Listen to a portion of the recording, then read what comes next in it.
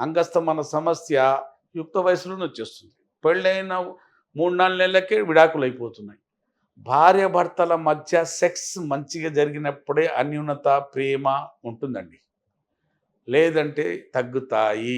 ప్రేమ కూడా తగ్గుతుంది, అన్యోన్యత కూడా తగ్గుతుంది, అట్రాక్షన్ కూడా తగ్గుతుంది. సెక్స్ మంచిగా జరిగినప్పుడు ఆళ్ళిద్దరు కలిసిమెలిసిపోతారు. వాళ్ళ ఆలోచనలు కూడా కలిసిమెలిసిపోతాయి. లేకుంటే భేదాలు, విభేదాలు బాగా మొదలవుతాయి.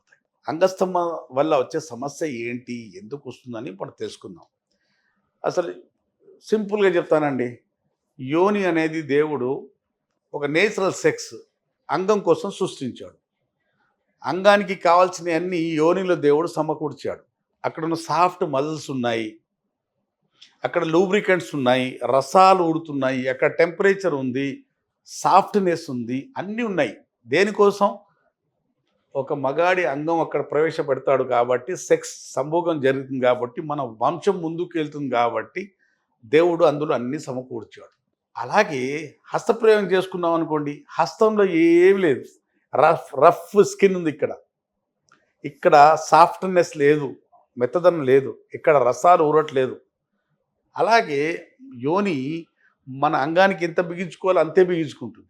మనం అలా కాకుండా హస్తంతో బాగా గట్టిగా బిగించేసి అంగానికి బాగా రాపిడి చేసే వరకు అంగం ఆకారం, పైన ఉన్న చర్మము సెన్సేషన్ పాడైపోవటం, పెద్దగా ఉన్న అంగం కుచించుకుపోయి అక్కడున్న ఆర్టరీస్, వెజల్స్, వెయిన్స్ అన్నీ కుచించుకుపోయి లోపటున్న ఎండోథెలియల్ సెల్స్ ఉంటాయి. ఆ సెల్స్ అన్నీ కుచించుకుపోవటం వల్ల 6 ఇంచుల ఉన్న అంగం 4 ఇంచుల వరకు కుచించుకుపోవచ్చు. ఇంకా చిన్నగా కూడా అవ్వచ్చు.